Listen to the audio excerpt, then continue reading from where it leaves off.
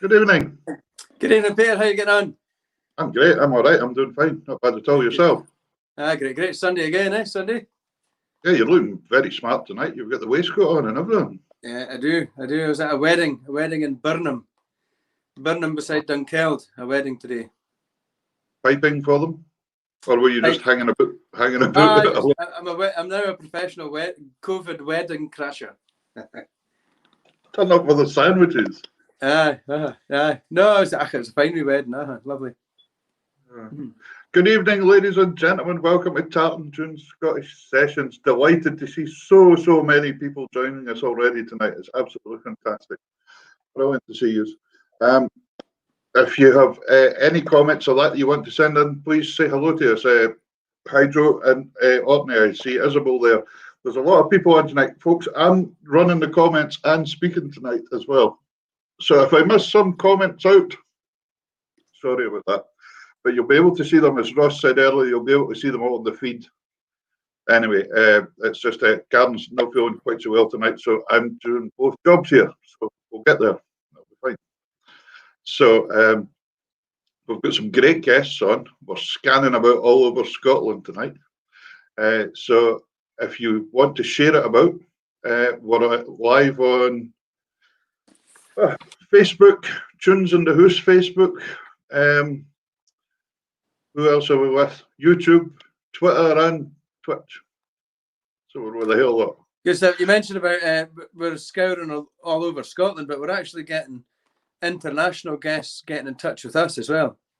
It's magic. It's just, and I actually got a CD through the day. I'll talk about the CD later on, actually, but I'll do that in Wednesday's show. I'll talk about a CD that came through the post and a future guest. Hello, Isabel. It's just fantastic to have all these folk joining us all the time. It's just magic. But and please share about. It's great to have them on the show. But there's Kirsty there, Kirsty McPherson. Well, you'll never guess who Kirsty's granddad was. Go on, you're going to tell us. Donald McPherson, the piper. There you go. Oh my goodness! Oh well, yeah, well there's fame there then. Yeah, exactly. Well done. So yeah, brilliant to see everybody joining in and some new names and new folk joining us. We've got two fantastic guests for you tonight. We've got Kristan Harvey from Orkney, living in Glasgow now, but phenomenal fiddle player and just an awful nice body. So I'm fairly looking forward to having her on the show. And we have also got Ian Smith in Tyree of the Trail West fame. Where's he from? Tyree. Where's Kristan from? Orkney. And where are you from? Originally, a wee place called Crawford John in the border. Where are you broadcasting from tonight? I'm in Shetland. Oh, this doesn't go good for me. No, you're the mainlander. Not the outlander, the mainlander. Well, you can be an outlander if you want to be an outlander. So that's great. So many islanders and their music tonight. I can't wait. It's my favourite. My favourite music. Really looking forward to it tonight as well. So I'm going. What's the theme tonight, Peter? I don't know. What is the theme tonight? You'll be dying to tell everybody, I'm sure. Well, one of the themes tonight, and something I want to mention as many people as possible as we can remember about who had been on. Well, it's the end of the Trad Awards tonight. The voting for the Trad Awards. I think it's of course,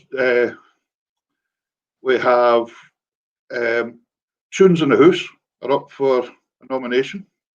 Yep. Hamish Napier that was on last week is up for a nomination.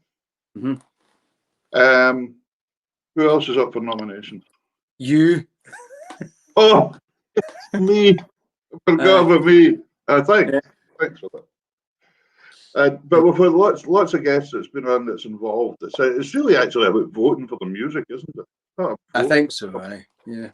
Not voting about somebody winning. It's about voting to highlight. No, it's been good, and I think one of the things that this show's kind of championed from the start is getting as much music out to as much of a different audience that people might not know about. And I think there's been a lot of guests that we've had really happy to play on here, and a lot of the audience that have really welcomed new music, for them, which it might not be for the guests, but it's certainly well received in the messages we get back. That's for sure.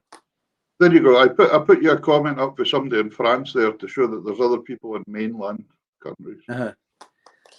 There you go. Great stuff, eh? So right. I've got my wee red box on tonight again. Mm-hmm. The theme for me this month was your book, Peter, the St. Ninian's collection book. Oh yeah. That came in the post without the £20 in it. Oh. Will you be playing your own music tonight, do you think? If you give me your PayPal, I'll put the 20 quid over. I'll give you it again. Did you give me it before? Must be. It's in the post. All right. Well, I forgot it was my compositions night. But anyway, I'll play first. Do you want me to play first? I'm going to do a wee set. I'm going to do a wee set of reels that I wrote, and they're all in the pipe idiom. So they're all on the Mixolydian scale. See, I just love saying that word just because I learned what it meant. Yeah.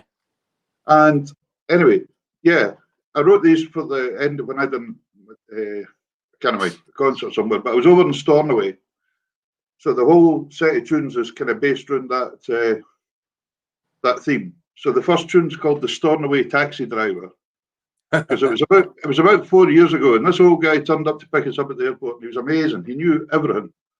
He knew absolutely everything about Lewis. He was great. And he knew things like, he knew Donald Trump's mother and all that kind of stuff. I wonder if he picked me up today, if he would still admit to that. I bet he wouldn't. It was good 4 years ago. And the other one was, the one after that's called How Do You Like Your Puddings? Because I stopped an old wife in the street. I wish I hadn't bothered, but I did. And I said to her, what's the best butcher to get black pudding for in Stornoway? And she said, well, it depends how you like your puddings. And then progressed to tell me the recipe for every butcher's different black puddings that some put nutmeg in and whatever else. Aye. So I've done that. And then the next one's a wee tune I wrote, Pipe and Sheltie. And is a Shetlander? Aye. So it was a pal of mine, he was a Shetlander. Aye. So I got it, the pipe and Sheltie. And the last one's a tune called Ailish Sutherland, because Ailish was on the course that I was doing at the time as well. Mm-hmm. And Ailish, of course, is a fantastic piper. At that point in time, I think she was playing with Shots, who just won the World Championships at that time. So that's my 4 reels for tonight. I'll play them. Well, take it away, Peter, take it away. I'll let you mute, right?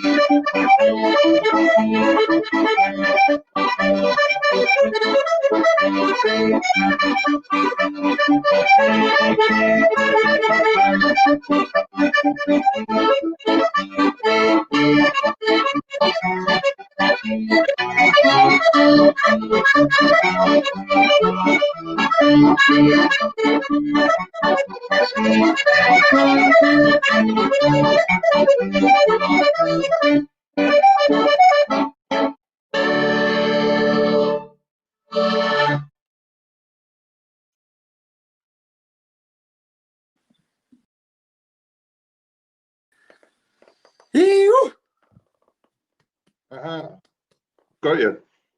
There we go. There we go. Very Don't know good. why I done that. There we are. Very good, Peter. Very good. And what were they?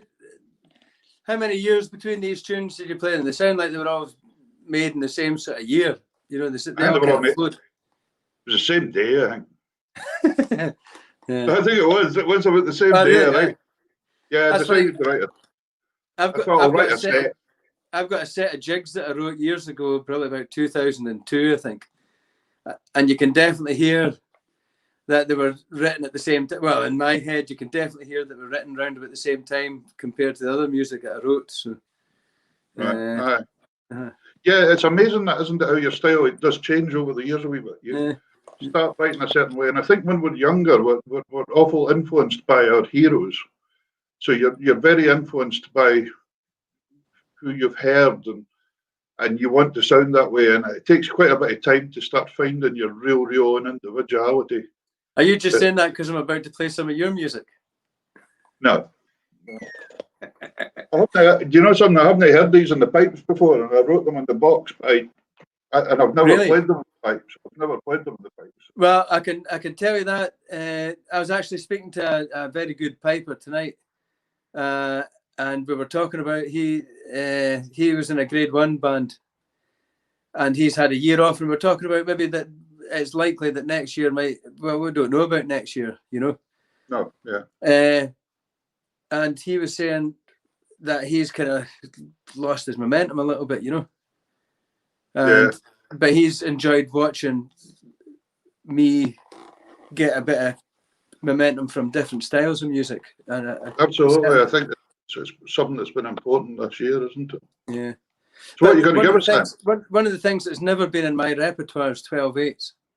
And I'm going to play 2 12/8 tunes that's in your book. Master Angus Crawford Wood, who's your son. That's my wee boy. Yeah, he's 5. Yeah, and PSYV, which I presume's Police Scotland Youth, Police Shetland Youth Volunteers.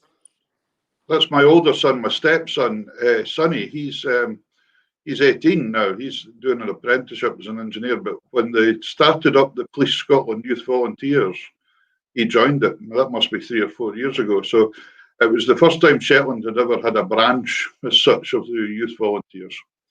So well, that's the two. That'll be the 2 tunes. Sorry, excuse my hand there. That'll be the 2 tunes that I play for you out your book.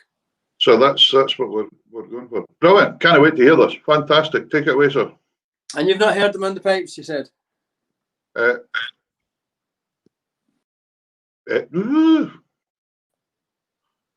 You can tell I'm doing this tonight, can you? No, don't worry about that. No, but it's great. No. One of the things I'm loving is playing other people's music. Never heard them in the pipes yet. Right, good stuff. Well, I tell you what we did. We did this a few months ago, and we just did it for one show, but it's quite interesting. And we did Guess the Slow Air. All right. Remember we did that? Aye. And we did, and we got the guests to text in to see if they could guess what the slow air is. So I'll start. I'm going to play the 2 9/8s for you, the 12/8s, and then I'm going to play just a slow air to warm up with. You're going to play a slow air to warm up with? And see, right, okay, I'll watch out for the comments coming in to see who gets it. Right.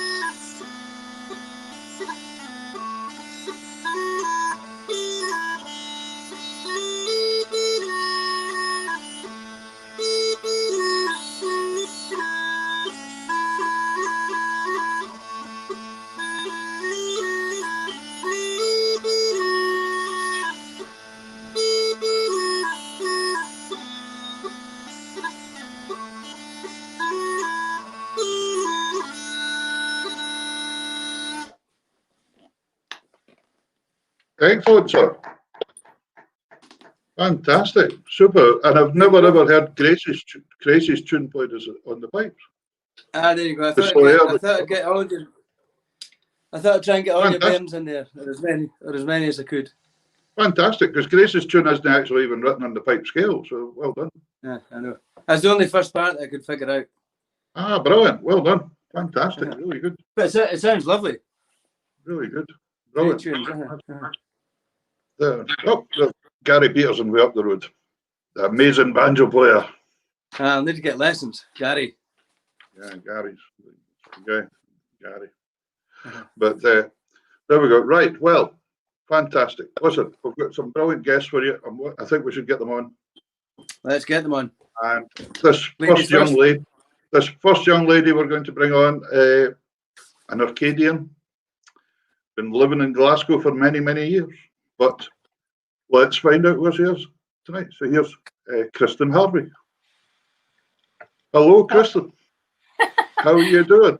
How are you? Very well, thank you. Nice to see you both. Brilliant. Good.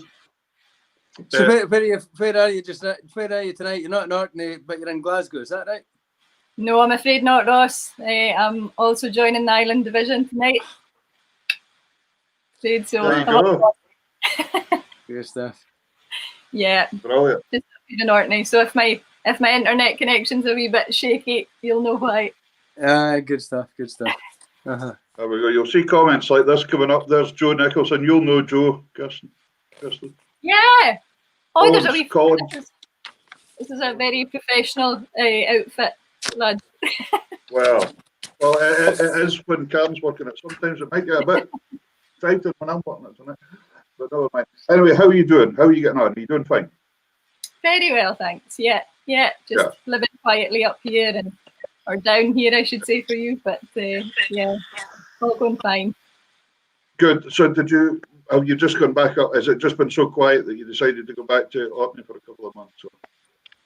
Yeah, to kind of to I don't know. I was in Glasgow for a long time in the lockdown, but I realised that because I spend most of my time touring, when that all finished, Glasgow was more of a kind of base for me, I guess. So I hadn't really set up any musical things aside from touring there. So I came up a few months ago, and my dad's a farmer, and he was doing some contracting work in the summer. So I came up and drove some tractors for a while. What kind of tractors? This is a big subject in Pitlochry. Oh, here he goes. Here he goes. What kind of tractor? It's got to be John Deere's, Ross. Yes. Yeah. Nothing runs like a deer. There you go. Very good. Yeah. I'm glad to hear. It's the most excited I've seen him with bar pipe music. Yeah. Yeah. Do you know when we played at last year we played at Orkney Folk Festival, and we done a night out in the hall near where you come from, I think, in Bursey. In the Bursey Hall. Yeah. Yeah, and we stayed in a hotel. What's the hotel called there? In Bursey, there's the Barony Hotel. Barney. What's the other one? Along the road would be the Smithfield. Oh, I can't remember. Anyway, we stayed in one of them, and Right. we got up early in the morning. We were driving back, and there was this big tractor stuck in the middle of the road. We couldn't get by it, and we stopped to speak to the guy, and he says, "Oh, you guys were playing at the hall last night. Oh, you'll know Kristan Harvey." So that must have been the area that. God. You were in. Yeah. bloody big John Deere stuck in the way. Something. That sounds about right. You were definitely. Saying that the pace of life in Orkney is nice. You don't have to get there just too quickly. No, I always say, whenever I talk about Orkney on stage or anything, I always say that the speed limit signs are an invitation to speed up rather than slow down. Yeah. It's keep kind the traffic. It's an indication to keep the traffic flowing. Exactly. Yeah. So, there's no hurry up here. There's no rush. So what have you done in lockdown then? Have you used this time to do some writing, or what have you been up to? Yeah, I kind of mix the things. I kind of took a bit of time off from music side of things when it all kind of stopped happening, and for a few months I kind of just did other things. And how busy were you? We've started the battle of the tractors now. I know. I see that. I know. How busy were you? Just to let the audience know, because some of the audience can't believe how busy the musicians are. Because for musicians, it's not just the nights out that you're playing; it's the practice, the rehearsal, the learning of the music, the tune of the getting with a band, the ensemble. There's so much before you even get on stage. I know the getting on stage is kind of the last part, very small part of it, I guess. We often talk in the bands about we spend most of our time doing the admin side of things, and then occasionally you get to go on tour and actually do a bit of playing. But I play in 2 bands pretty much all the time. All my time spent playing in a band from Orkney called Farah, and another band called Blazing Fiddles. So most of my time was spent doing that. So when that all kind of went touring wise, I thought it's good to get a wee bit of fresh air and get up to Orkney and see if I can do anything there. So I've been doing odds and ends here. We started with Farah a new kind of online series. Everything's online now, of course. And we started a new thing called the Orkney series, which it wasn't meant to be a long-lasting thing, but we just thought, me and another member of the band, we play quite a lot of tunes from here, and it would be quite good if we went to the place that had got its name and played the tune there and just did a wee bit of chat about the place and stuff like that. So we did that for a couple of tunes, and that was meant to be it. But then we thought, this is quite good fun. So we just kept going, and that's it. I think we're on episode 13 now or something. So that's brilliant. That's great. Yeah. It's interesting when you talk about Farah as well, because Farah, the first times I met you, it was many years ago now, when I was down tutoring at the trad. What's it called again? The Traditional Music Project. Yeah. And you were still at school then, because you were playing with the Shoremere fiddlers at that time. That's right. Enough. Which was Jenny Keldy's school group, wasn't it? And That's Jenny, right. of course, with Shetland up here originally as well. Yeah. And I mind hearing all these amazing players, and I remember meeting you there, and then I saw you progressing, and then you went and done the classical course at the Royal Conservatoire, the Academy. Was it at that time? At the Academy at Lawsby, yeah. It's funny because I had really just known you right through traditional playing, but you went down the classical route first, didn't you? I did. I'd always done the 2 side by side. The whole time I learnt the fiddle, I got classical lessons at school, because we still get free instrumental tuition up here, and so I started off doing both simultaneously. And when I went to Glasgow, I thought I would quite enjoy the kind of technical aspects of the classical course, maybe more so than the music side, because I always thought I would play folk stuff, but the classical course was really good for focusing on the technique side of things. So yeah, I did that for 4 years, and I did folk stuff as my kind of second instrument. I got lessons every week, so that was really good as well, to just keep doing the 2 things. That's interesting. You said that you learnt classical in Orkney when you learnt. Is that right? Yeah, I'd done a bit, just gone through the grades and stuff like that, just at school once a week. And is it through the grades? Is that why it's classical, or is that just who you had as a teacher? Because in my mind, in Orkney and Shetland, you think you'd have the own traditional island music as your bread and butter, opposed to the classical. But everybody that we kind of spoke to started with the classical route. Yeah, it's very much so. That's kind of the way it goes in the schools. It did when I was there. I don't know if it's still the same now, but we would get that at school, and then for the folk stuff, we would get that on a Saturday morning at the Orkney Traditional Music School. Right. So you were getting trad stuff at right. Okay. With school, and then as Peter said, with Shoremere with Jenny Keldy, she did stuff out after school as well. So. Yeah, brilliant. One thing I've always found about Orkney as well is Orkney always comes across, Ross, a bit more Scottish to me than Shetland. Things like piping is pretty strong in Orkney. You know, they've got like 3 pipe bands in Orkney. Yeah. And lots of Highland dancing and all that. And you don't see it up here in Shetland at all. You just don't see piping and signs. Piping's not really, it leans far more to the Scandinavian side here. Yeah, for sure. Yeah, I think you're right. Orkney's more in the middle. Yeah. So you've got kind of the best of both worlds there. It's all going on, you know, you've got the whole lot. So you've not got your fiddle there. You don't fancy giving us a wee tune, do you? Well, funnily enough, I've got it right here, Peter. Here's one I made earlier. Exactly. Yes. Let's have a wee tune, and then we've got lots to speak to you about. Okay, grand. I was going to give you something short to warm up a bit here. I was going to play a tune called Gillian's Waltz that I've been playing for years and years. I can't leave it alone. I just love it. It's by Gordon Gunn from Wick, brilliant fiddle player. So I'll just give you a quick blast of that. Fantastic.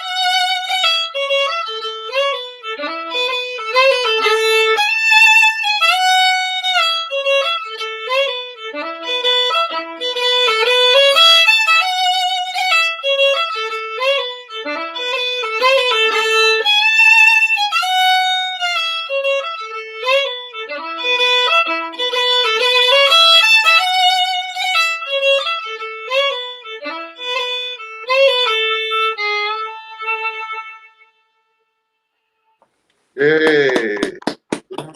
Lovely. Fantastic. Sounding great. Lovely. Great. Beautiful tone. Lovely. Yeah, when beautiful. you were in Orkney, Douglas Montgomery was your tutor for a while as well. He was.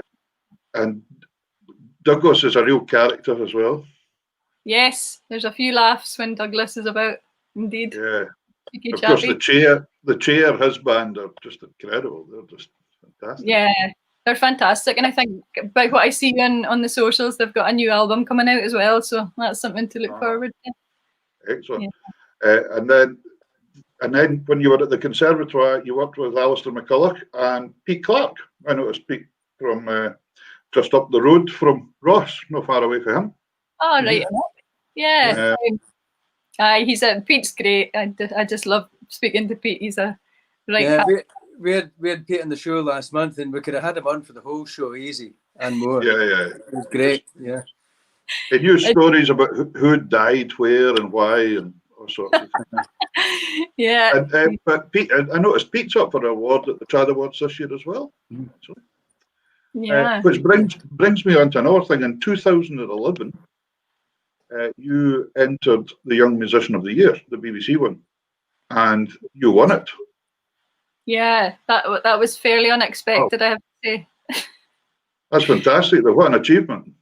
Yeah, thanks. It seems like a lifetime ago now, but yeah, it was a very last minute thing. We had to get a recording of ourselves in by midnight, I think, on whatever date in October it was. And about half an hour before that, I decided that I would like to go for it. And back then I was working with a little handheld recorder, and the batteries were flat. But I didn't want to tell anybody that I was going in for it, because I didn't want any pressure or whatever, and didn't think I would get that far anyway. So I didn't want to tell. But all of a sudden I was saying to Mum, can you find some batteries for this thing? Could you?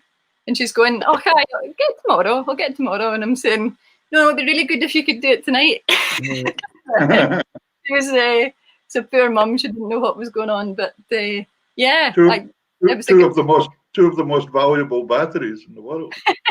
Yeah. But then I'm always interested in when you get to that stage where you're going to compete at that sort of arena, because it is a big arena for a musician, especially a trad musician. Like, how far into that were you? Were you polished? Had you been polishing it for years? Had you been a nominee before, or had you just had a go at it? Were you just at the go stage? Yeah, I'm afraid so. Yeah, it was it was as last minute as it sounds, and I think I was in fourth year at university, just gone into fourth year, and you kind of get into fourth year and then think, oh God, what the hell am I going to do after this finishes? And so a couple of my pals had done the competition before, and they kind of said it was just great crack, and it was great to meet everybody in it. So I thought, why not? We'll just have a go and at least meet some great people in it, which I did. So yeah, it was lovely. Brilliant. It was great. So I think when we're doing, like, it was when Ross described it there as an arena. For some reason, all I could see was gladiators and people. And then when you said, were you one of these people that just went for it? I was kind of thinking Spartacus after that, and it just. But that's something that I didn't know about really until I started. This show's introduced me to a lot of things that I never knew about. And one of the things is that after you win an award like that, there's a lot of follow-up stuff that you get into as well. Yeah. So how, between winning that and doing the next sort of stages of the stuff, because you go touring, I think. Did you get a record deal or something, or a touring, or what happens? Yeah, there was. I think back in the day, you used to get an album. By the time I did it, I think you got a recording session, but not a full album. And a set of AA batteries for your recorder. That's exactly it. The budget was gone. So, but it changes with every winner. Some folks get like, there's all kinds of cool things come about because of it, but it changes winner to winner. But yeah, there was some good stuff came good in the year after I won it. I was very lucky. So great. I mean, you've played with lots and lots of people, but as you said, the two main groups you're working with, Farah just now and Boys and Fiddles.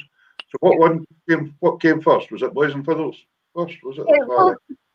I was trying to think about this. I think they both happened in the same year. Well, the same time. Okay, right. Yeah. Farah was an all-female Orkney lineup at one point.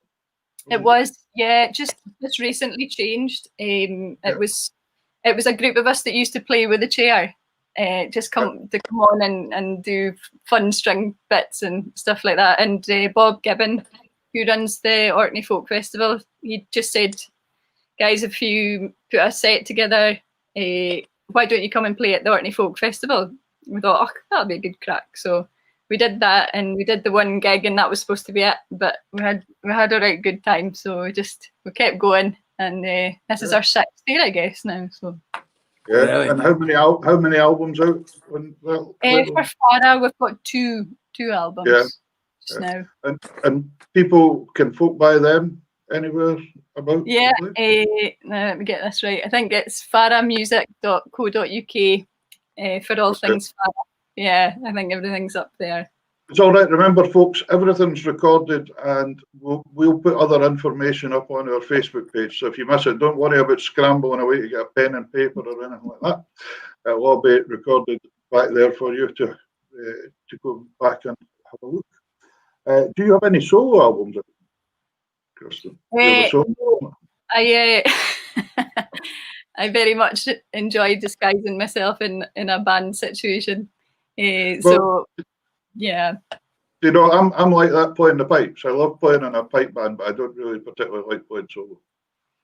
Yeah, I think after the competition a long time ago, I did a 3 or 4 tracks with Harris Playfair. Marvelous musician.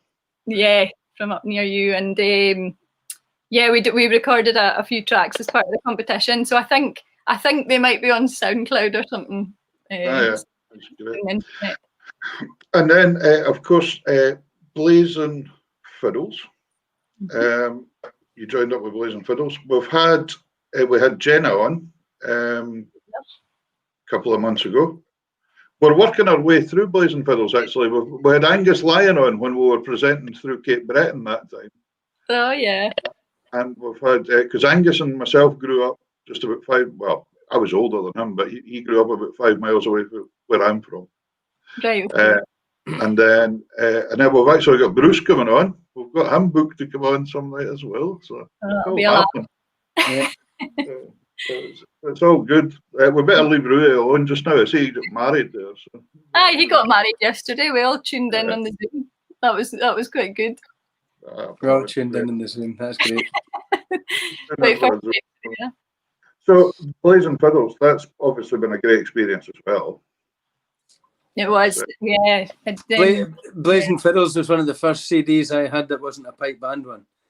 And it was absolutely blew my mind, because I remember in the shop in Pitlochry, McNaughton's kilt shop, I was in getting a kilt, and when I was getting measured up and waiting, I went and they had CDs, and they had actually Fustra, they had the Fustra in there as well, and I bought that before, and then I took it back the next day. No, I'm only joking.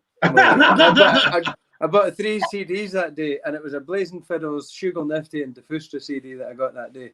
And I was absolutely hooked in them all, because I'd never really listened to that. I'd never really bought or intentionally bought different music before, and I was absolutely hooked in it all. It was great. Have you really got a Defustra album? Yeah. And actually, Big James that comes on the show is in the flat below me. I lent it to him, and I've never seen it since. He's probably done better than me. I don't think I've got any of them, and we made about 6. No, they're great. But then you've done a lot of stuff yourself, Kristan, as well. You've done a lot of solo stuff. Yeah, bits and pieces, yeah. And the biggest name that we've seen in your bio, and this is a fiddler that absolutely blew me completely away, was Nicola Benedetti. And hey, I thought you were going to say having a tune with me in the Strongness Hotel or something like that. Well, that was next, Peter. Wait. We're going in reverse. We're in reverse order, Peter. All right, okay. No, but anybody that doesn't know, and I mentioned this last week when we mentioned about this weekend or this Sunday being the last night you can vote for people for the Trad Awards. A lot of the audience, I was mentioning to them, because we're wanting them to vote for Peter and for Tunes in the House and for some of the guests that we've had on as well. But the interesting thing, if you don't know much about trad music, just do it, like Google any of the names in any of the categories, and you'll be blown away by the music that's there. Everybody's equal in every category. I think it's fantastic what's out there. Yeah, it's such a high level of music. So how did the Nicola Benedetti thing come about then? Well, that was kind of, as I say, everybody gets different things out of the competition that aren't necessarily associated with it. But that was a thing after the competition. I got invited to play at a thing called Proms in the Park, which was in Dundee at that point, and I did that, and it was you got to play with the BBC Scottish Symphony Orchestra, which was amazing, just a brilliant experience. And then because of doing that, there was another event happening the next year, and it was the orchestra again, but with a kind of sports theme to it. So they had sports folk coming in, talking and what have you. And it was in, I think it was in the Armadillo in Glasgow. And so I was asked if I would do something with the orchestra again, but also asked if I'd be up for doing a duet thing with Nicola. So that was like, God. Oh wow! That was a pleasure. Yeah, and that did that. So the how that all the knock-on effect, if you like, of all that came from winning that. That's how these little things link together. That's an outstanding story, because the Armadillo in Glasgow is massive. You know, for a traditional musician. Is that the Scottish Symphony Orchestra? How many pieces was that? Like, how many pieces? Oh, it was huge. It was huge. It was quite an overwhelming experience. You know, it was like there's this wall of sound. And roughly, what was the nearest thing to the Scottish Symphony Orchestra that you'd played with before? Oh, we used to do things in uni, you know. Apart from Peter in that hotel. Yeah, the heights of the Futa was but no, I think we used to do an end of term thing in the city halls with the college, but that was the closest, and I certainly never stood in front of the orchestra. That was a whole thing. So that is outstanding. That's an outstanding story, by the way. And the West Mainland Ordnance and Spaces Real Society as well. That's got a lot of members. Yeah, I forgot about that. They've got a lot of members. Yeah. Right. No, it was good, but I remember the you know when you do something that's about your comfort zone, you don't always remember much about it afterwards, because you're just you know, the adrenaline kind of gets you through it. I remember coming off stage, and I had to buy this big ball gown, you know, so first and last time I ever wore one, and it had all these different buttons on it, and it was all a big carry on getting into it. And so I walked out, and it all went fine. And I walked back out again, and my mum was there, and she took a look at the back of the dress, and she said, "Oh, you got lucky there." I said, "What do you mean?" She said, "There was just the one hook holding the thing up." Oh. So it was almost a very different show that night. But, like you would have been famous in the papers the next day in Glasgow for that one. I know, a different kind of headline, but yeah. So, and then you also, I noticed in your bio, you played with Rod Stewart as well. Yeah, that was a good laugh. That was unexpected. Oh. Yeah, he's some man. Where was that? You played at that one? There was a few different ones. That was a kind of thing through university. Right. There was just a group of us, and we did the strings parts and stuff like that. And I think we played at, I can't remember, Newcastle and maybe Manchester or something, but that one was pretty cool because we played at the opening of the, what do you call it in Glasgow? The Hydro. All right, okay. Yeah, I think he wasn't supposed to open the Hydro. He wasn't supposed to be the first gig, but whoever was the first gig pulled out or couldn't do it. So we ended up doing the opening the Hydro, which was very strange. That's brilliant. That's unreal. Yeah. Dick Hamilton's played in the Admiral as well. Oh, it's the place to be. The place to be. I've never been there. I'll have to go there sometime. Yeah, I just wondered if did you have to help Rod Stewart on and off the stage or that, because he's a fair old age now, isn't he? Do you know though, he had more energy than all of us 20-something-year-olds put together. It was quite something to watch, and his hair just never moved. True professional though, eh? Yeah. I've got to help Peter on and off broadcast every Wednesday and Sunday, so we'll need to get in touch with Rod and see what he's up to. What's his secret?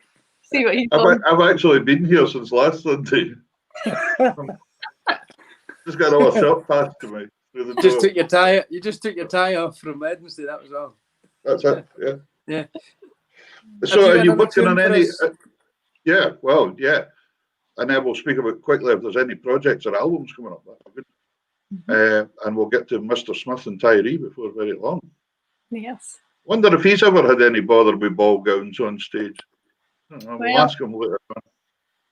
you never know. That's good. As Ross was saying, he's trying to get you to play you another tune, if you wouldn't mind. Oh right, yes, certainly. Yeah, I'm awful with tune names, but I'll play a wee set of tunes. The first one's an Orkney one called Scapa Flow. And then after that, I haven't got a clue what I'm playing. So maybe if somebody at home knows or that would be helpful. Well, there's Kristan Harvey competition night. So this show's got a bit of everything in it. You know, I don't know what the prizes are. A night out with Ross, if you get all the tunes right. Right, okay, no pressure.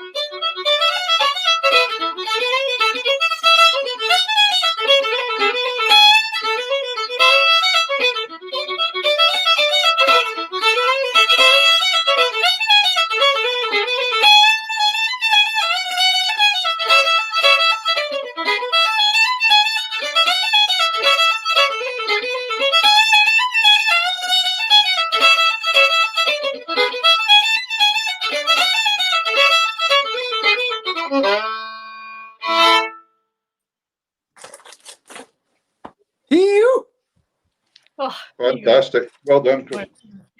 Absolutely. I knew the second tune you played because I played it in the show a few weeks, last month. And now I can't find the manuscript that I had it on. It's a popular session tune, and I just can't remember the name. I'll keep looking. It's in. I've got my folder. It's in here Boy. because I had it on the show a wee while ago.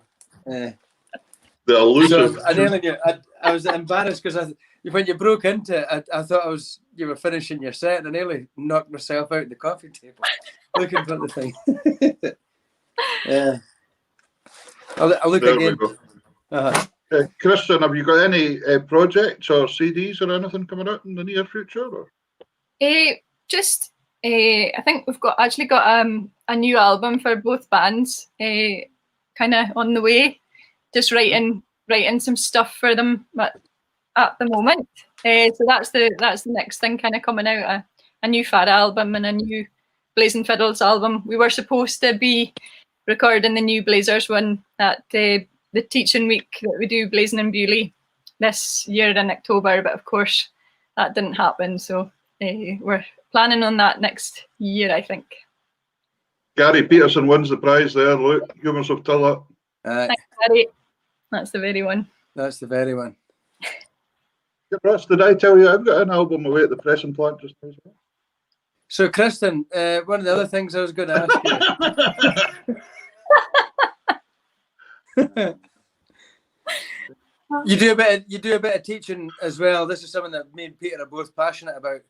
It's looking like we've nearly lost a whole intake of people from the one-to-one side of things to being digital. Have you got any advice for any adults or folk that can influence people on how to get young kids involved digitally, or anything you've learned that can help to get them involved? It's difficult, isn't it, when it's all online and there's no contact.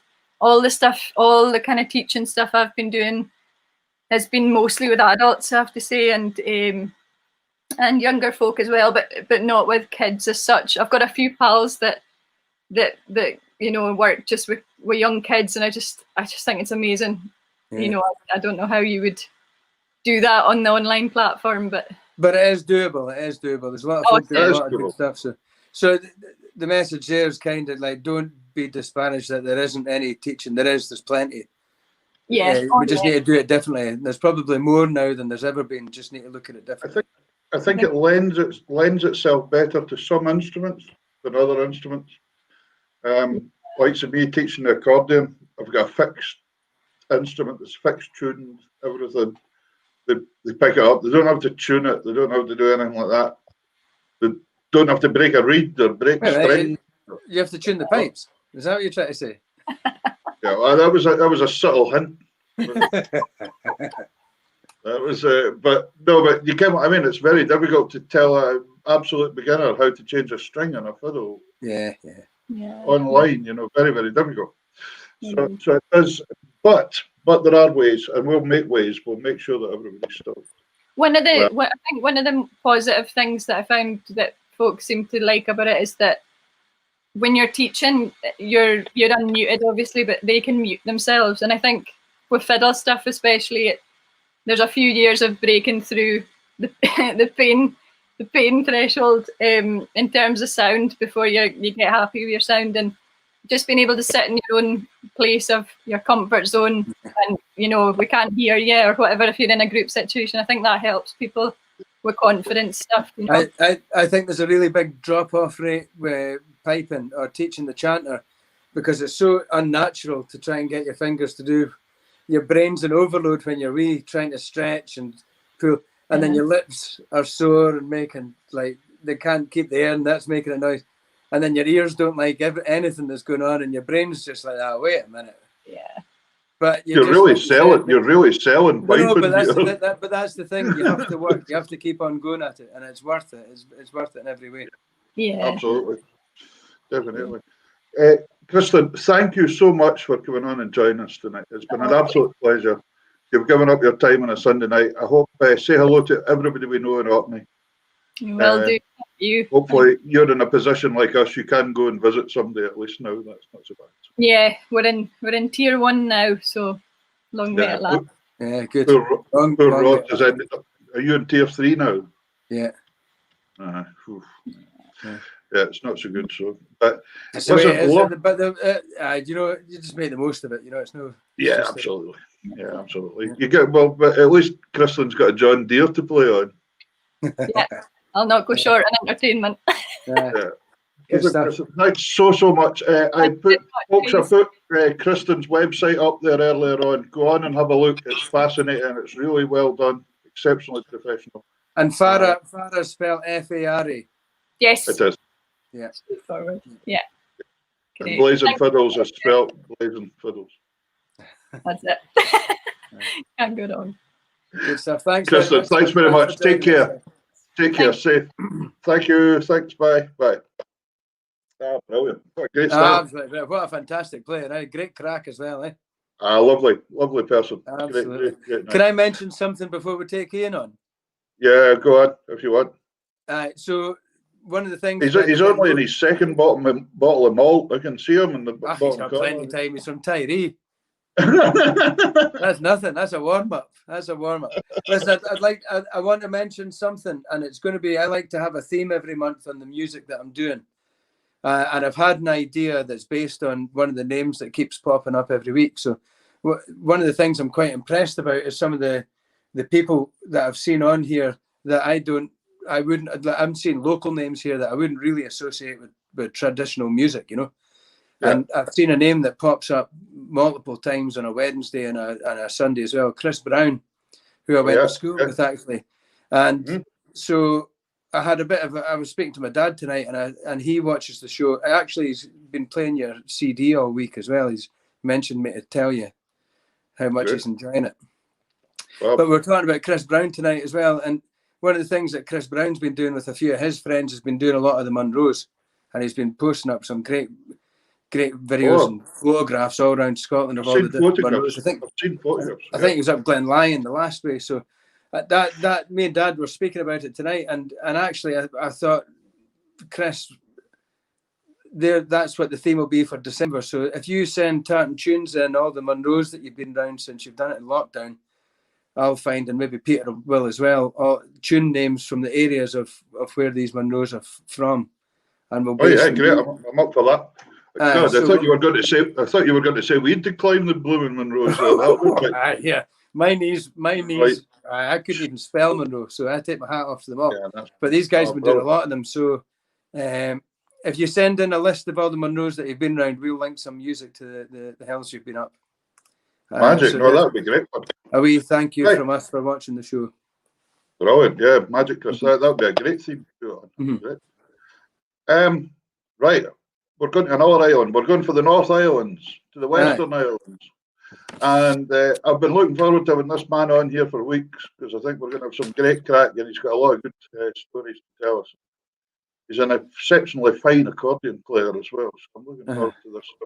I think we shall bring on Mr. Ian Smith, and he's in Tyree tonight. So here we go. Hello, Ian. Good evening, boys. How's tonight?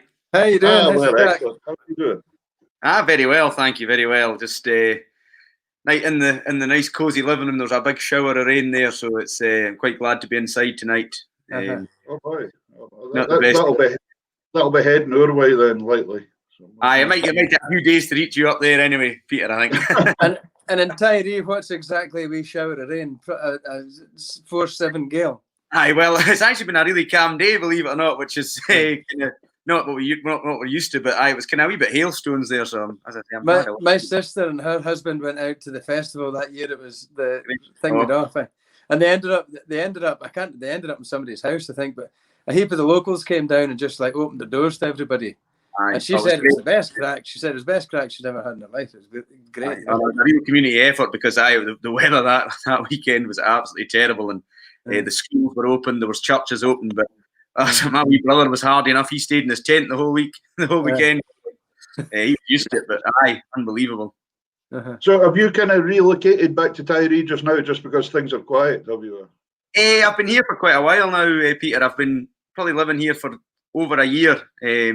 Just other ventures I've got alongside the music, and yeah, it's been good. But I'm used to being back and forward to Glasgow and doing gigs wherever we get asked to play. So, but obviously that's stopped this year, which has been pretty frustrating. But we're getting there. Hopefully, we'll be getting back to some sort of gigs soon enough.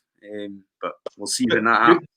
You've been keeping lively enough online and that. I've seen a lot of shows and videos and things coming up with you guys and things. It's great. You've had a few parties while you've been doing it, I think. Aye, well, as I was saying, you're saying I was on the malt. I'm actually in the diluting juice tonight, so it's usually by this point in a live broadcast, I'm singing songs about seagulls around lighthouses in Tyree or something like that. Well, don't let us stop you. Don't let us. Go on, you go. If you want to sing, there's Ian, you'll see things like this flashing up, saying folks say hello and things. Hello to Lock Brilliant there. to have you on. Of course, you play with the band Trail West, and you've been incredible success. Done very, very well. You have done very well.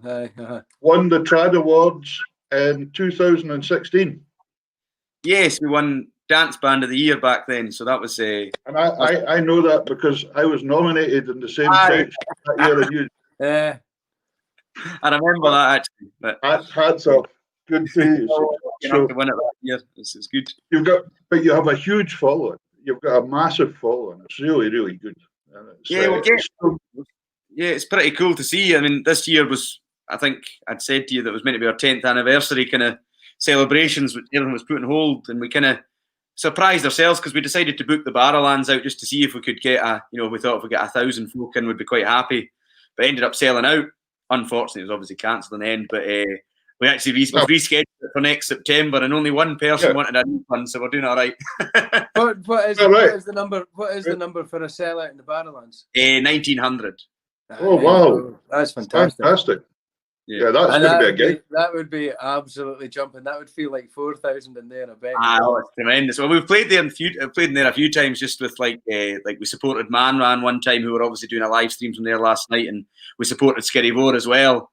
And just what an atmosphere! But then it was the fact that we're going to get a chance to headline our own show there that was going to be really cool. Really. So next year, just wait until next year. Ross, if we're nice to them, we could maybe go down and be the folk that introduce them or something. MCs for the night. MCs for the night. I had one of my sisters was speaking to me the other day about this, and she said, both my sisters, I've got 3, but we were speaking to 2, and one of them said, "Oh, you'll end up being MCs on the stage for these big awards," and then the other one says, "No, you'll not even get a village Christmas light switch on. So don't get ahead of yourself." So, rein it in, Peter. Rein it in. Aye. Right, singing songs about seagulls around lighthouses. That'll be it. Well, you got the job then. Yeah, we're in. Ian, you were brought up in Tyree. You're a Tyree man all your life. Yeah. You don't know Eddie Campbell? Who? Eddie Campbell. Oh, I know Eddie very well. Aye. Oh, do you? Aye. He's the worst painter. I worked with him offshore. Oh, did you? Oh, God. Aye. Hilarious. He's a great boy. He's actually in China for most of lockdown. He's offshore there, and he's just been kind of, rather than having to go into he has to go into quarantine in China. I think so he's back and forward. But I had a good tracks with him on that house party right at the start of lockdown, but I haven't spoken for a while, so he's a good guy. I worked with him for what a man. Absolutely fantastic guy. Character. Yeah, great guy. But music, was there always music in your family and on the island? You were brought up with it, obviously. Yeah. Well, I think most people that are into traditional music understand that Tyree's got a really strong kind of tradition. So it's really cool to see the likes of the bands that have already made a name for themselves, Skerryvore, Skipnish, Gunna Sound, ourselves kind of following in the footsteps. But that was all kind of down to one guy that was teaching us all. Well, not just one guy. There's a few folk that were teaching, but for me, Gordon Connell, who taught the box. But my dad was also a Gaelic singer. We were always listening to Gaelic music in the house and good Cayley music and stuff like that. So it's always been there, and it continues to be. It's brilliant to see some of the youngsters progressing through at the school as well. So it's a really strong scene at the moment. So for people across the world, basically where we're going here just now, we've got a huge audience watching tonight, by the way, gentlemen. So we're under pressure here. We're under pressure. No pressure. Well, the population of Tyree. So it's 650 just now. Well, that was the last census. Really? So 650 folks. It's tiny.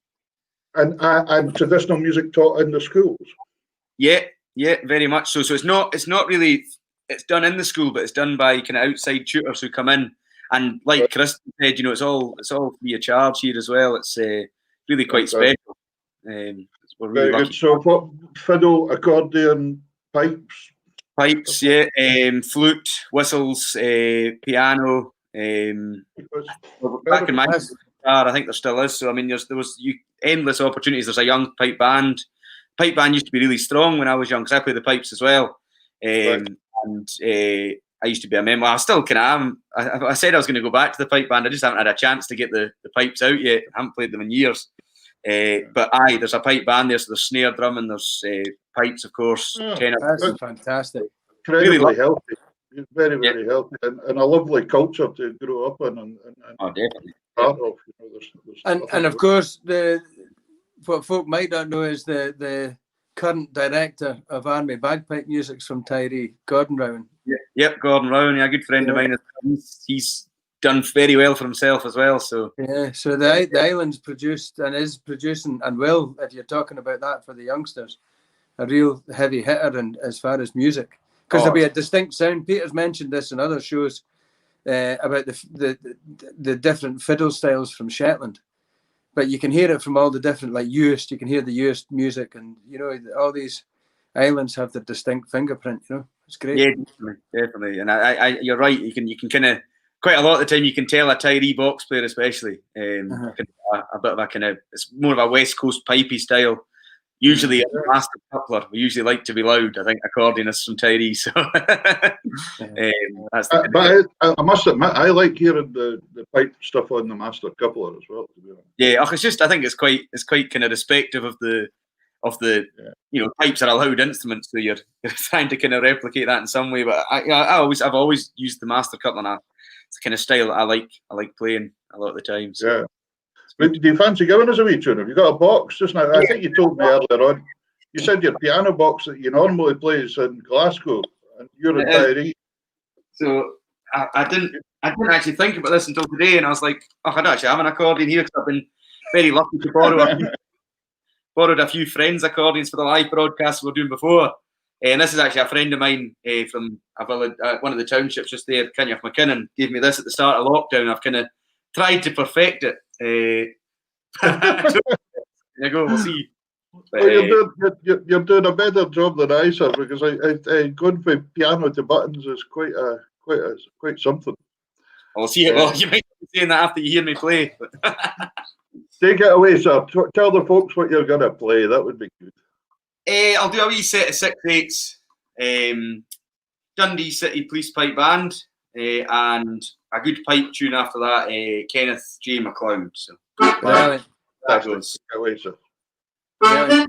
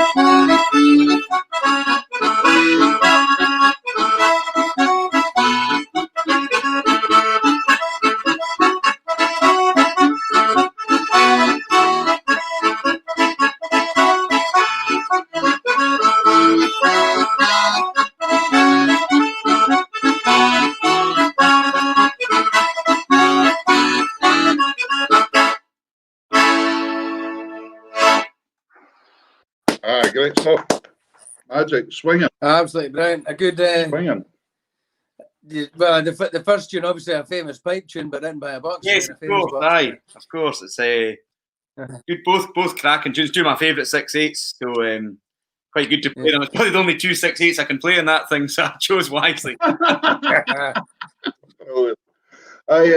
It's interesting yourself, Ian, because although people know you for Trail West as well, but you've actually done like Take the Floor with your own band as well. You've done Ian Smith band. And I mind hearing the last one and actually texting you the next day and saying how much I enjoyed it, because or the week after when I got to listen to it. But and to be honest, I don't listen to them all that much. I do, but that one really stuck out to me. That made me listen, and it was because you play like you play. It's from the heart, and it's swinging. Yeah, and just interpreting the music, lovely, just fantastic.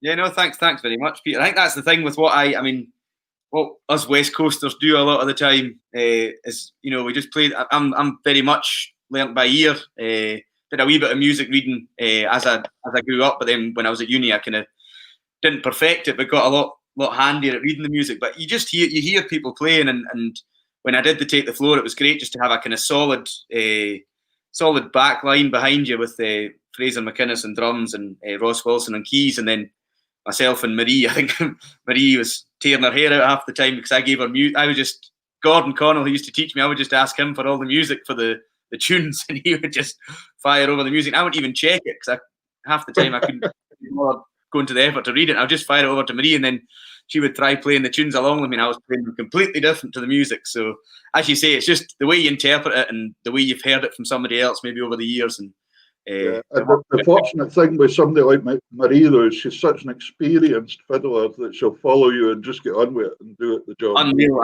She just notes down what you're doing as you're playing it, and then she's able to join in. She's great. I've kind of known Marie all my life. We were about the same age, and growing up together, and when she played right away in the early days with Craig McCallum's band before Jim Johnson's band and all that. Yeah. Great lad, great player, fantastic. Oh, tremendous. I'm right in saying that you didn't read music? Not right at the start. It was all Gordon used to teach us by ear. He would give us the sheet music, but very rarely used it. But you did get a first class honours in your degree course. Well, I eventually got round to reading it a bit, but I know that seems like a long time ago that I got that degree. But I remember being at uni, and I was I was good enough at learning by ear. Some of the folk in my class were just amazing at learning by ear, hearing a tune once and then being able to play it no bother. And same with some folk with sheet music. I was somewhere in between where I wasn't amazing at either, but I got by on both. So obviously okay anyway. I noticed in the bio you sent me that you had Ian Muir as a tutor as well at the conservatoire. Great guy, Ian. Yeah, great fun, great laugh, and what a tutor as well. I can remember when I went to uni at first, and the first thing we did was scales, because having been taught by ear and just learning things ourselves the way Gordon works, he never shows you kind of set fingering technique or anything. So you would just play the tunes as you kind of thought you should. And then the first thing we did with Ian was scales, and that just really, I was thinking I'm doing a degree here and I'm doing scales, and I couldn't believe it. But what a difference it made to my playing. And then from then on, just able to kind of really learn from Ian's experience and his own ability. He's a phenomenal player as well. Interesting you say that about the scales. I have a friend that taught for many years in the school here, taught classical piano. And when she was young, she went through the London, I can't remember the exact what university it was, but she done her degree in music and she got a scholarship to go and study to become a concert pianist. And it was somewhere like Romania or something like that. And they took her out there and they sat her down, and the first thing they started doing with her was scales. Yeah. Now, this woman had just got a degree in classical music, and they took her right back to the beginning. And she was heartbroken. Yeah. But like you said, you'd be surprised that when you're saying the scales, it's not just A, B, C, D, E, F, G. You know, it's like the pentatonic scales. It's all the other ones, which is what music's, what a lot, especially traditional music's based on. Like the older music's based on that kind of scale. So if you get that and you can do that with your eyes shut, then you are on a winner, because not a lot of folk teach you, especially in piping. I was going to say the hard thing with piping to begin with is you learn these 9 notes, don't you, and that's it. And it's very difficult. You're not learning anything about key signatures or nothing. I was away abroad. With Ian Muir 2 or 3 times in Spain and Portugal and places like that, playing with his band for country dancing and all that. And we'd go for a week or 2 at a time and things. So if you ever need any stories to get back at them, just give me a shout. I could probably do it actually. So we'll speak to you. I'll speak to you. No. Do it on the show. Do it after night. Just go for it. No. Nah, it was all good. But he's a great lad and a fantastic player and a very innovative player as well. Definitely. He's always just that step in front of the game, just a wee bit, you know. In fact, I noticed he's doing a podcast. Not a podcast, but they're doing a thing called Tartan Ties with the group in Canada.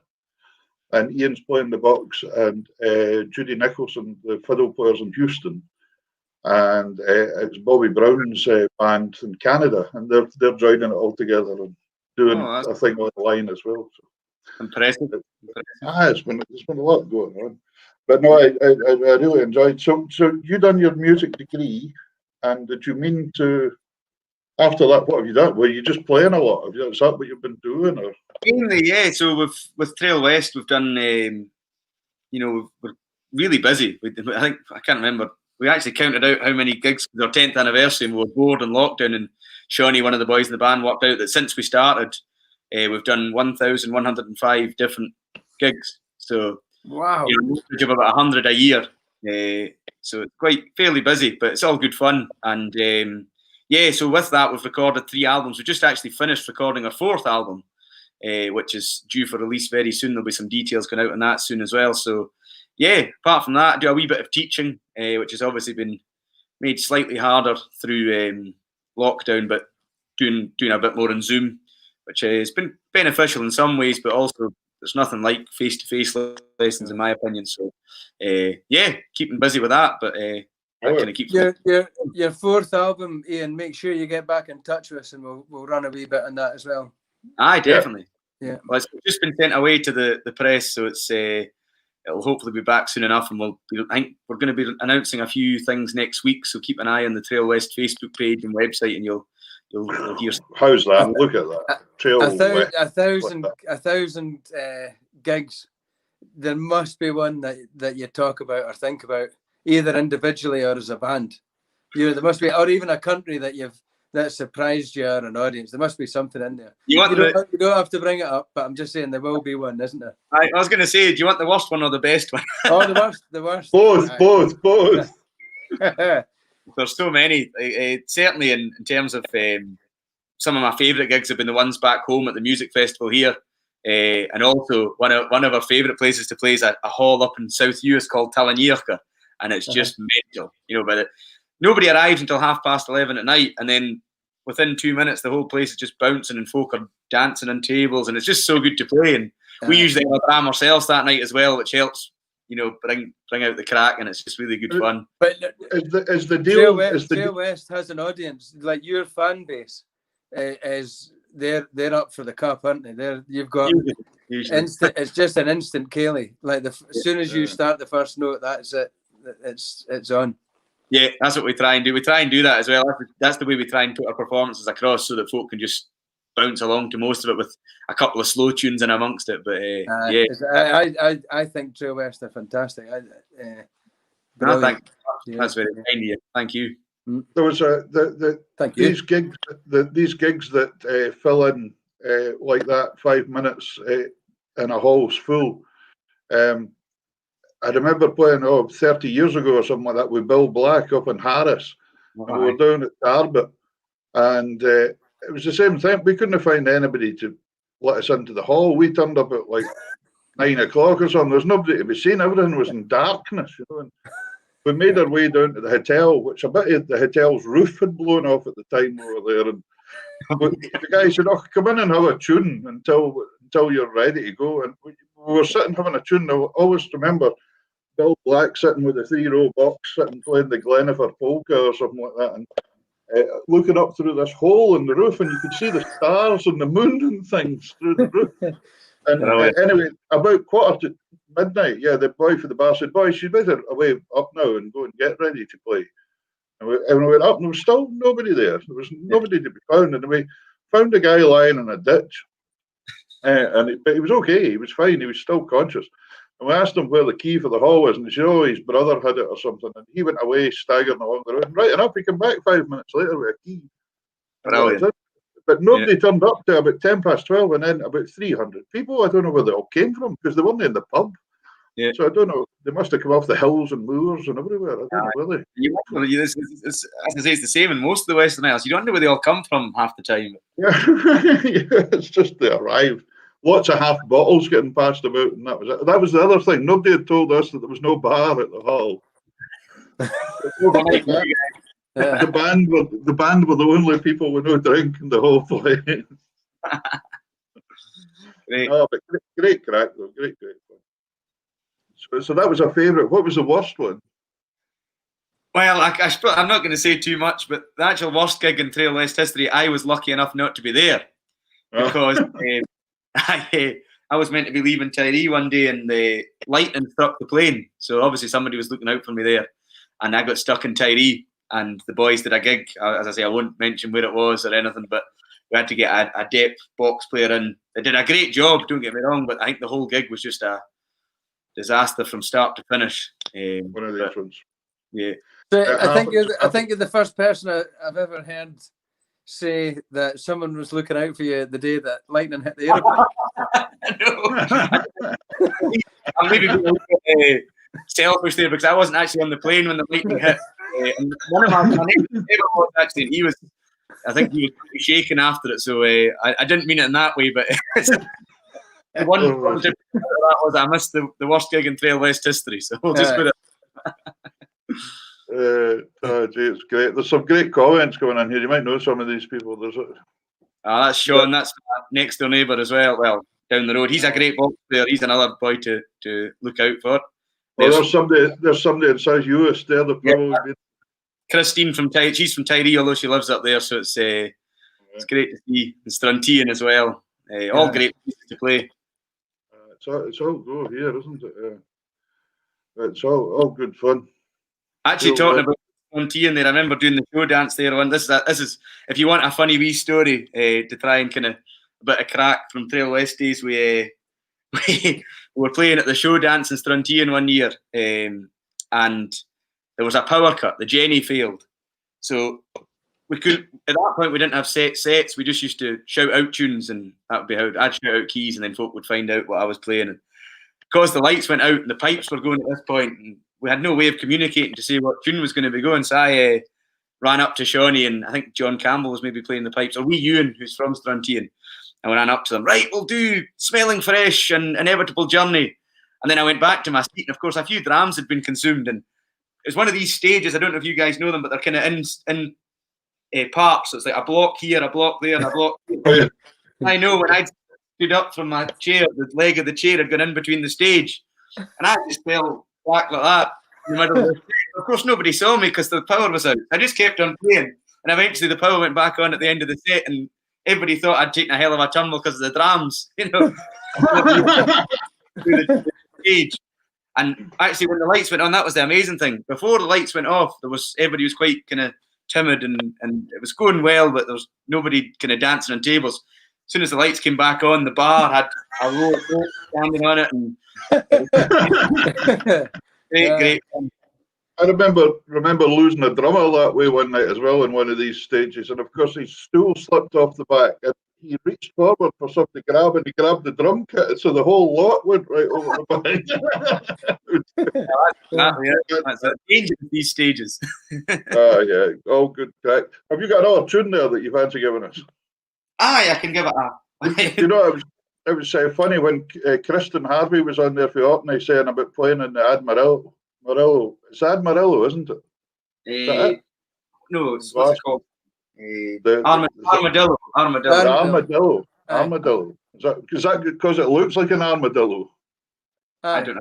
I don't even know what it is. ACCC. Yeah, but your big haunt, of course, is the Scotia Bar. you kind of take the Scotia to pieces when you play there, don't you? It's the park bar you're thinking of. I think. Sorry, the park, not the Scotia. Sorry, Scotia a few times enough because they do. Other bars are available. Yeah, but the park bar's the one to go.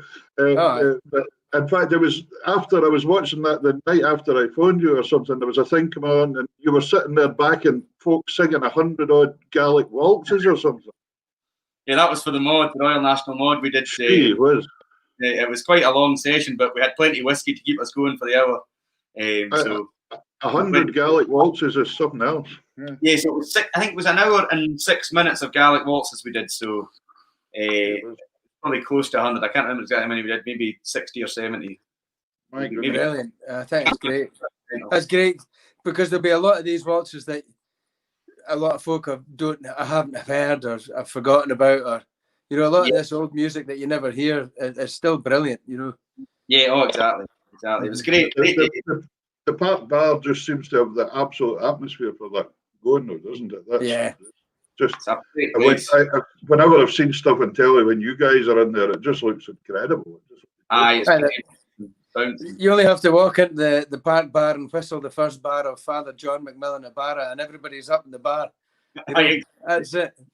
It's a great place because you always bump into somebody you know as well, which is great. West Coast in a city the size of Glasgow. What are you going to give us? I think this is the last 4 tunes I can play on the 5-row, pretty much. Right, Ross, remember what I said. Ask him for all the difficult tunes after this. Mind a prime, do you remember? Ask him for all the difficult stuff when he's got the 5-row there. Take it away, Ian. Take it away.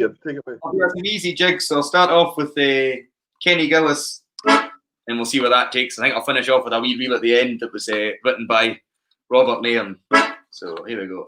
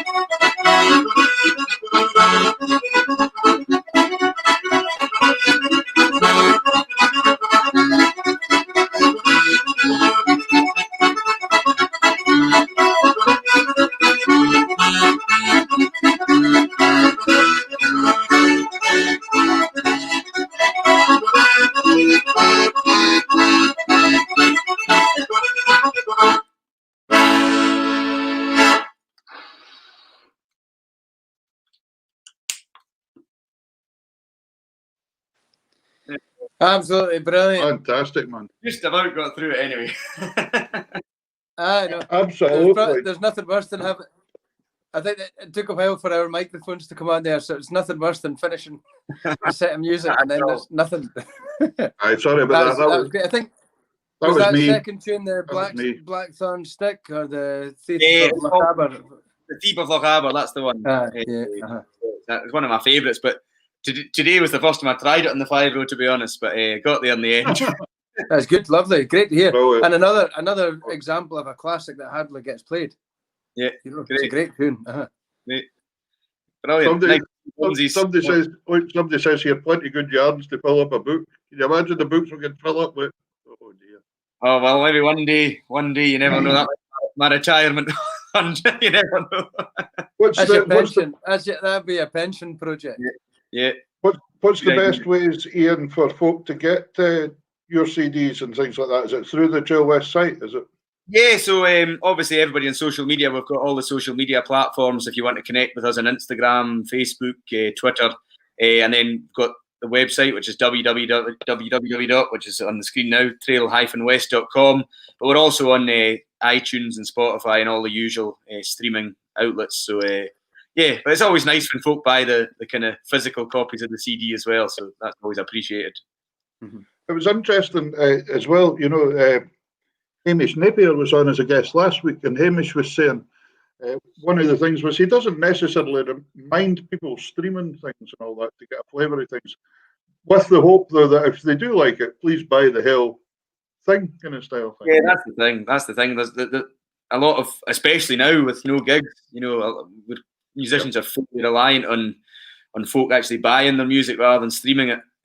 But again, I use Spotify now. I tried to stay away from it for long enough, but then in lockdown, I thought, you know what, I do pay for the premium subscription, but even then, I try and buy the albums. If I've listened to somebody I like, I'll try and go and buy their albums on iTunes or physical copies. I mean, I've still got a CD player here, so I'm fairly old-fashioned. These days, not many youngsters are using CD players, I suppose now. So it's half the youngsters couldn't spell it.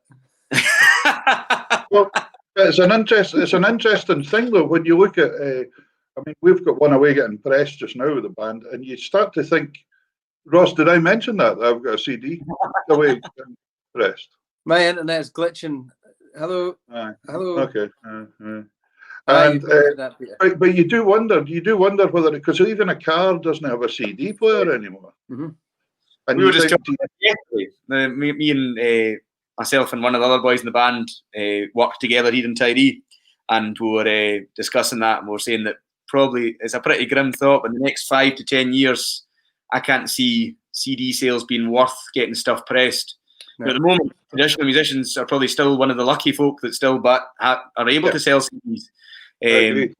As you say, the cars don't have CD players, MacBooks or any laptops. A lot of them don't have disk drives now.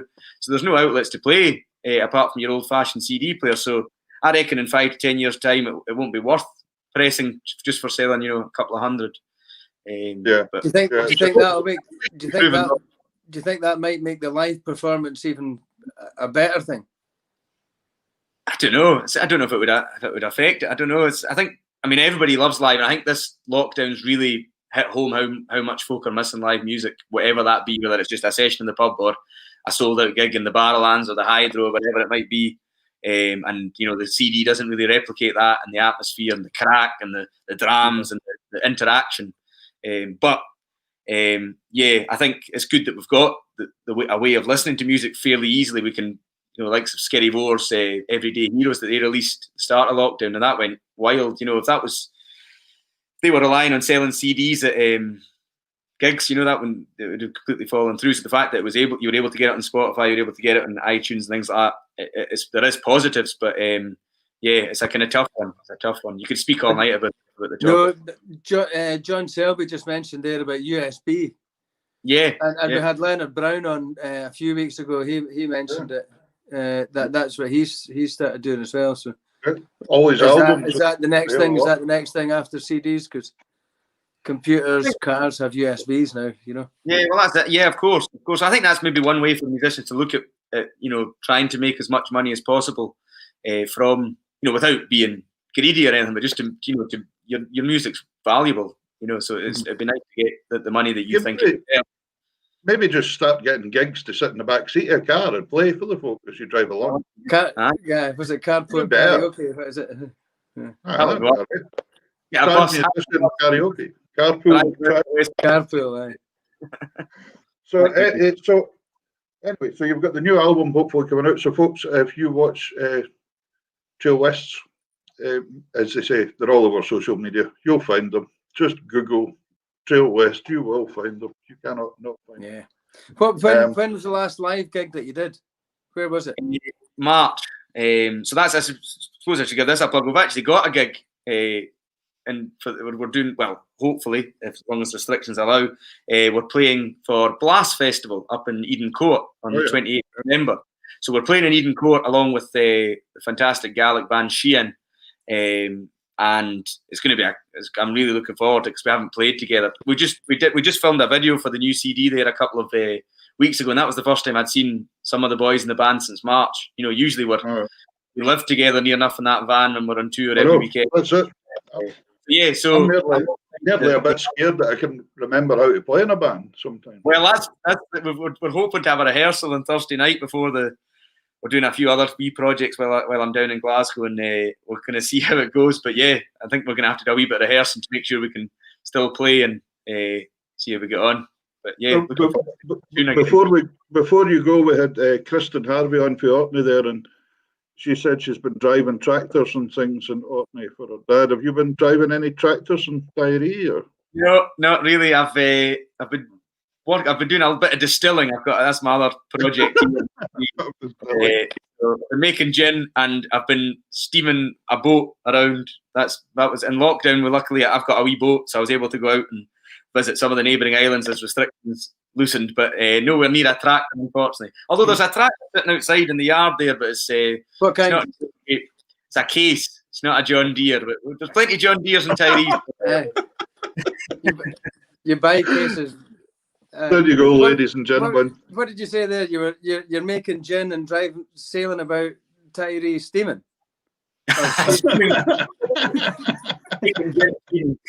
Nah, we do sample occasionally, believe it or not. But yeah, is that for sale? Is that a marketing thing? Is that worth a plug? Yeah, if I'm allowed to give it a plug, we've got two gin, Tiree, www.tireegin.com. We sell Tiree gin, and we also make Hebridean pink gin. So both really nice gins.